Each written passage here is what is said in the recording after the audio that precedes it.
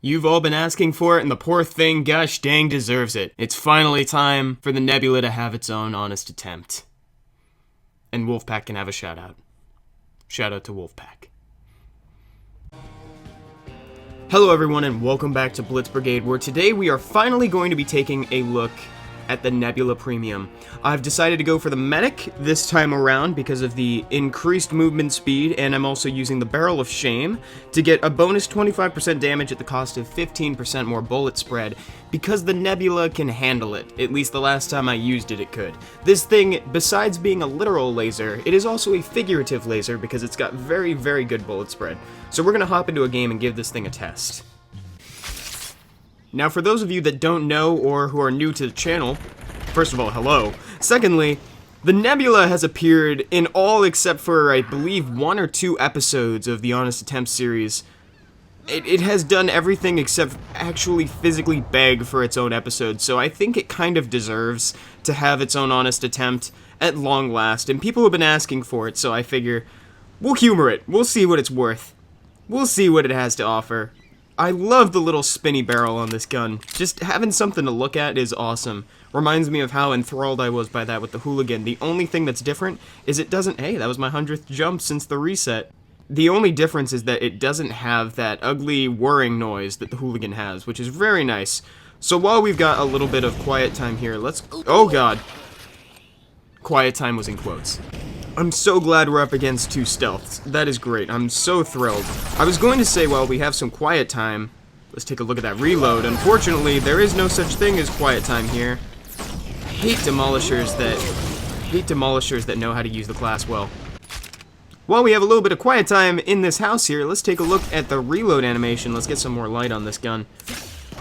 I absolutely love that, and it is worth taking a death. I'm not going to fight for that. Let's just run.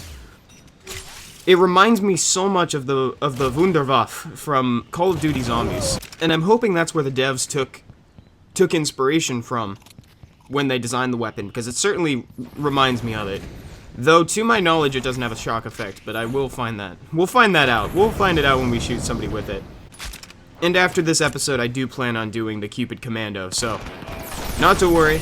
I have a list of weapons here, like, it's on a little sticky note on my desk. It's got like the Cupid Commando on it, the Winslow SMG. The Winslow SMG is pretty far down the list, just because, see, look at the spread on this weapon, even with the bonus 15%. This thing is both a literal and figurative laser. The spread on this gun is so manageable, it hurts. Good, I'm glad there was a slot open on the Allies' side. So that way I can use the hat. I'm actually not too certain if the hat is helping or not, although I have no intention of taking it off, just because the negative effect on this weapon is so negligible that it doesn't matter. I will take that bonus damage. Okay, let's see if there's anybody up here. I also like that the Nebula makes me comfortable in long corridors, for the same reason, just because of the bullet spread. So finally I can go down that, well, I mean, which way arguably is north on here? Well, let's see. Actually, we can answer that question. So we're gonna say north is towards the fort. So along that east corridor there, I'm very happy going down that way with the Nebula. It's actually a good thing to know. I never actually thought to check the map to figure out the cardinal directions. Gosh, I love the spinny thing, and I'm so glad it doesn't have that whirring. I can't even tell you. Just pick that guy off. I should probably strafe. I'm forgetting why I picked the medic. Oh no.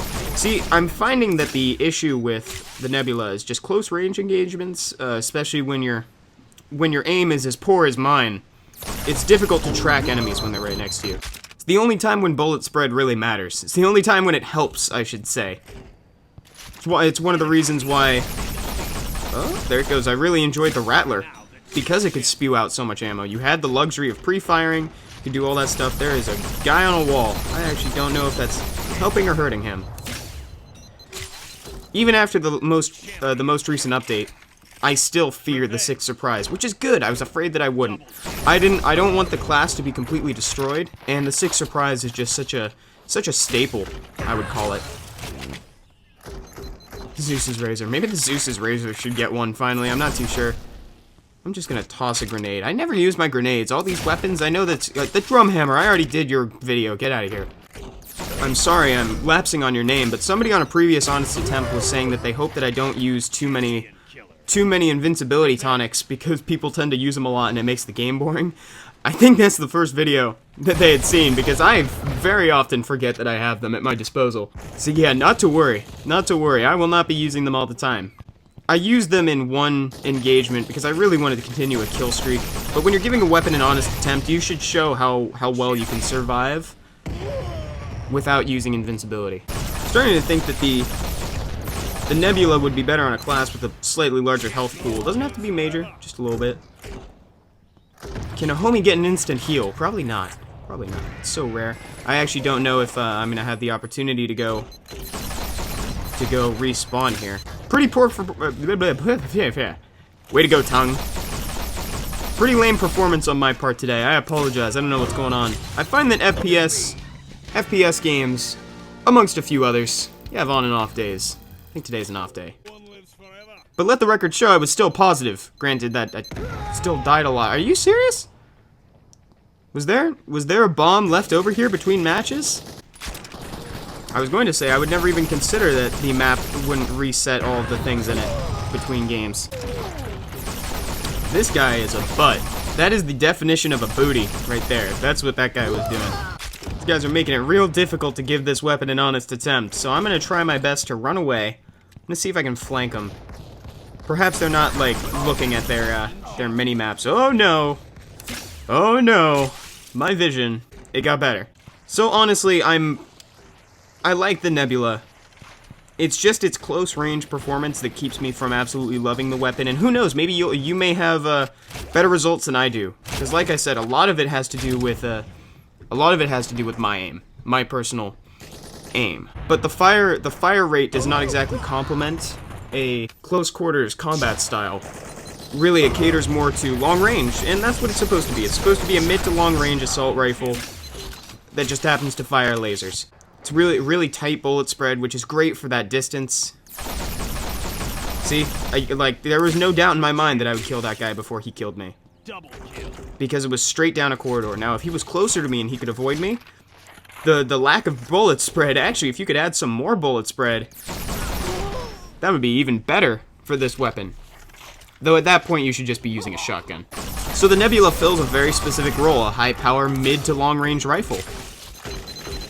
And for that, it's going to get the score of get your own video out of 9 Fulgors. Stupid thing buttoned into every video. And by association, I should also try to alter my playstyle a little bit to make the weapon a little bit better. So I should be doing what that Demolisher was doing. I should be perched on top of buildings, firing down at people, dropping lasers like it's bird poop on them. So that's going to be the Nebula's final score. It finally went ahead and did it. Got its own video. Though if you would like a real rating, I would probably give this gun somewhere around a 7 out of 9 Fulgors. It's a really good weapon. I just wouldn't employ it all the time because it doesn't complement my playstyle quite as well. See, in Blitz Brigade and most arena shooters, although I admit it is bad, it is a playstyle though, I'm more of an in-your-face kind of guy. I like shotguns and pistols and everything more so than I do fully automatic long-range assault rifles, which is exactly what the Nebula is. So if you happen to play the sort of game where you want to perch yourself on top of roofs, you want to shoot down on the people below you, then go ahead and get the Nebula. Otherwise, though, I wouldn't recommend it just because of the limited versatility. And that's it. The poor Nebula finally got its own video. It so deserved it. Oh, they got him in a spawning point. You brilliant sons of guns. That's what they are. Brilliant sons of guns. All right, everyone. Thank you so much for watching the Nebula's 15 minutes in the spotlight. Hope you all enjoyed the video and have a great day. Bye-bye.